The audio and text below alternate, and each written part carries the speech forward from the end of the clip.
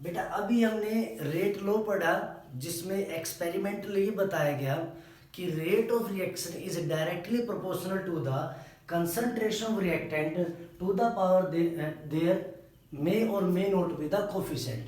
भाई concentration reactant की power में कोफिशिएंट आ भी सकता है, नहीं भी आ सकता है। हमें रेट लॉ इक्वेशन बनानी आनी चाहिए।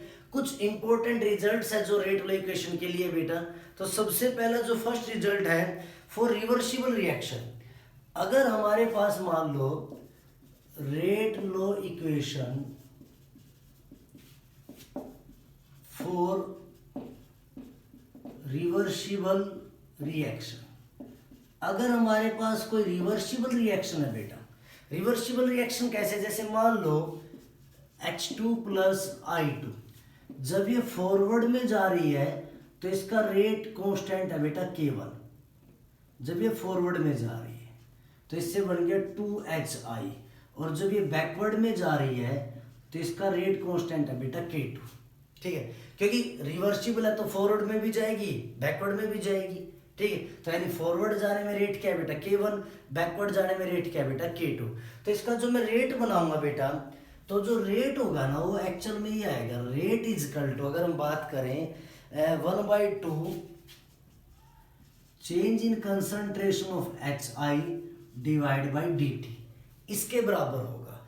अब वैल्यू कैसे निकालेंगे, तो इसकी वैल्यू ऐसे निकलती है K1 इंटू में H2I2 माइनस यहाँ पर आ जाएगा K2 इंटू में HI।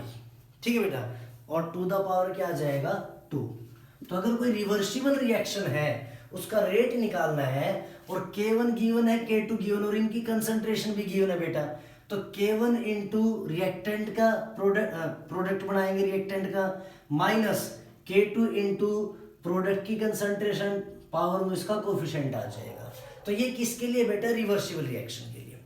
कुछ रिएक्शन ऐसी होती है जो साइड प्रोडक्ट भी बनाती है, पैरेलल प्रोडक्ट बनाती है। तो यानी कि नंबर 2 बात कर रहे हैं rate law equation for reactions, rate law equation for reactions involving parallel या फिर साइड प्रोडक्ट, जिसमें पैरेलल या साइड प्रोडक्ट बनता है। देखो ध्यान से कैसे, जैसे मान लेते हैं मेरे पास एक रिएक्टेंट है A, अब इससे बेटा एक तो B बन रहा है और एक C बन रहा है। मान लो 2 प्रोडक्ट बनते हैं, कुछ भी मान सकते हैं भाई। हो सकता है जो B है ये हमारा 80% बन रहा हो सकता है C हमारा 20% बन रहा हो। ठीक है, B बनने का जो मान लेते हैं रेट कांस्टेंट जो है वो आपका K1 है, और ये क्या है बेटा K2। ठीक है, जो ज्यादा बनता है ये हमारा मेन प्रोडक्ट होता है, मेन प्रोडक्ट, और जो रिएक्शन में कम बनता है बेटा वो हमारा साइड प्रोडक्ट होता है। ठीक है, ये पैरेलल प्रोडक्ट बनता है। अब मान लो मुझे इनकी कंसंट्रेशन निकालनी है बेटा, B कितना परसेंट बनेगा, C कितना परसेंट बनेगा।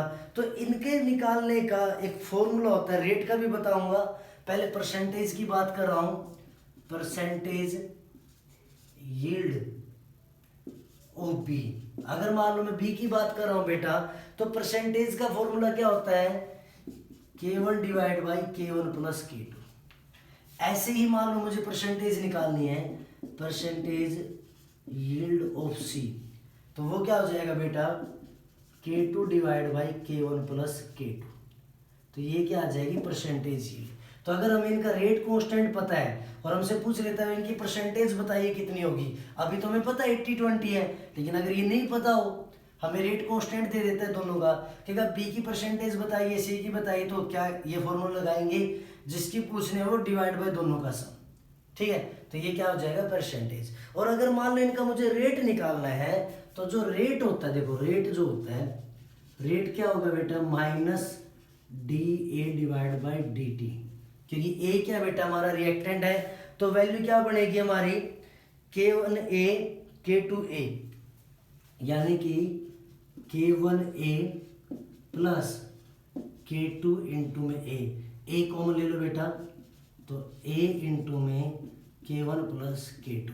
तो इस फॉर्मूले का यूज करके हम क्या कर सकते हैं, रेट को फाइंड आउट कर सकते हैं। ये बात क्लियर होगी। कुछ रिएक्शन ऐसी भी होती है कंसेक्यूटिव रिएक्शन जो नंबर ऑफ स्टेप्स में होती है, इसको राइट डाउन करेंगे।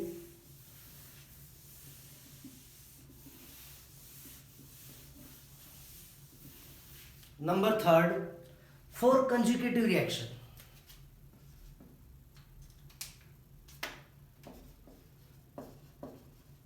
Consecutive reaction. कंसेक्यूटिव रिएक्शन वो होती है बेटा जो एक से ज्यादा स्टेप में हो, यानी जिसमें इंटरमीडिएट बने। जैसे मान लो रिएक्शन चली ए से, बीच में बना बी और बी से बना सी, तो ये जो बी हो गया बेटा ये क्या हो गया, इंटरमीडिएट हो गया। ठीक है, और मैं आपको पहले बता चुका हूं ऐसी रिएक्शनों का जो रेट होता है, बहुत रेयर ही कोई ऐसी रिएक्शन, मतलब बहुत कम रिएक्शन होती है जिनका रेट कंप्लीट रिएक्शन में कांस्टेंट रहे, सेम रहे।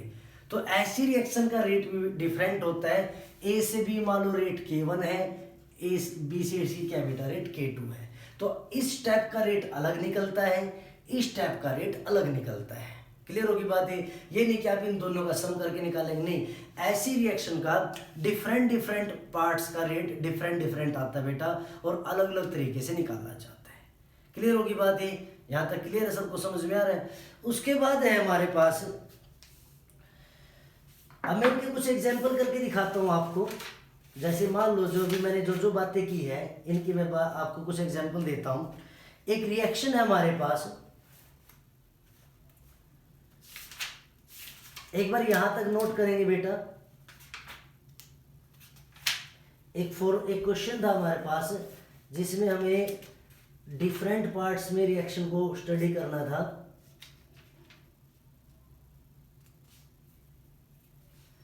अब जैसे बेटा ये है, एक एग्जांपल देकर दिखाता हूं। एग्जांपल, डीकंपोजिशन ऑफ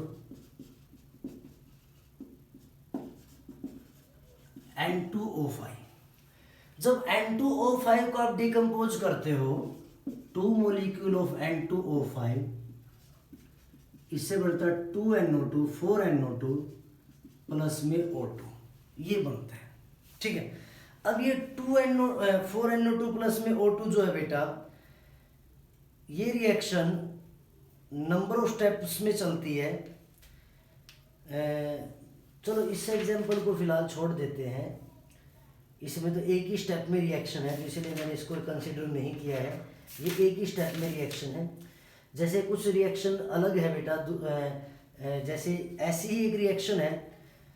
अब चलो इसी रिएक्शन की बात करते हैं, फिर कहेंगे कि चेंज हो गया। अब ये रिएक्शन है बेटा, ठीक है, ये रिएक्शन एक्चुअल में ना 2 स्टेप्स पे डिपेंड होती है, मतलब 2 स्टेप्स में फॉलो होती है।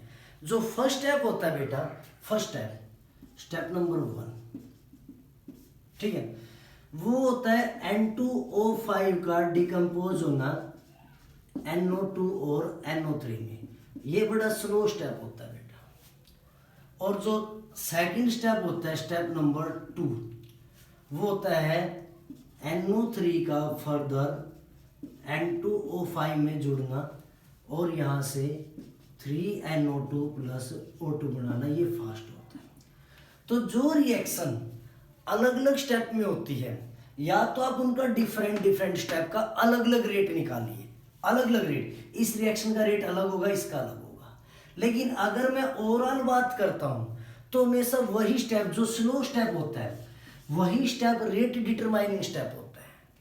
ठीक है, यानी कि इसका जो रेट बनेगा वो आएगा K = N2O5। ठीक है, अब इसका मतलब क्या हो गया, जो रिएक्शन एक से ज्यादा स्टेप में हो रही है उसका स्लो स्टेप हमेशा रेट डिटरमाइनिंग स्टेप होगा। मैं आपको एक एग्जांपल देता हूँ। मान लो एक साइकिल बनाने की कंपनी है बेटा। अब उस कंपनी में एक वर्कर क्या करता है, एक दिन में 50 टायर्स बना देता है।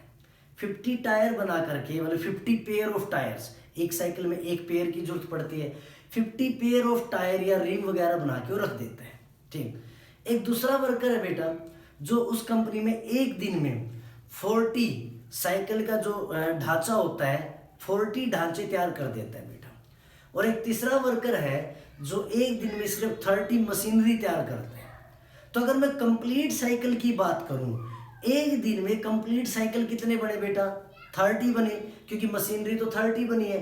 तो हम क्या कहेंगे भाई, इस कंपनी की जो एवरेज है एक दिन में 30 साइकिल बनाने की है।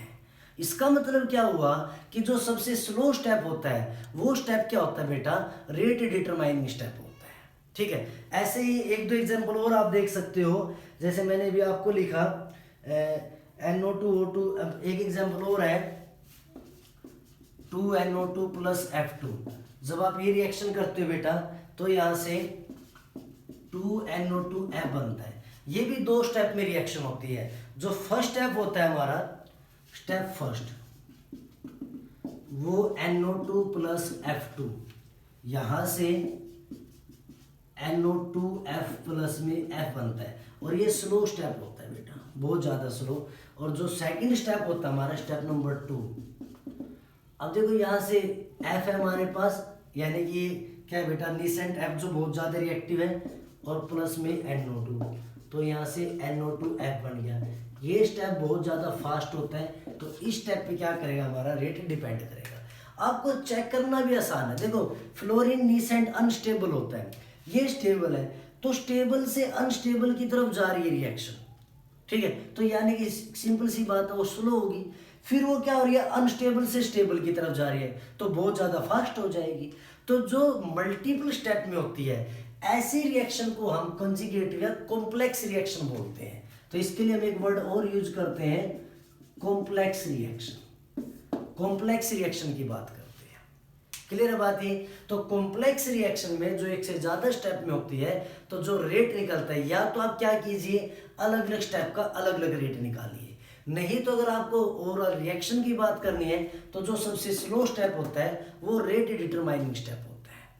यहाँ तक क्लियर हुआ बेटा? तो यहाँ तक सभी लिखेंगे, बाकी पढ़ेंगे हम नेक्स्ट वीडियो के अंदर।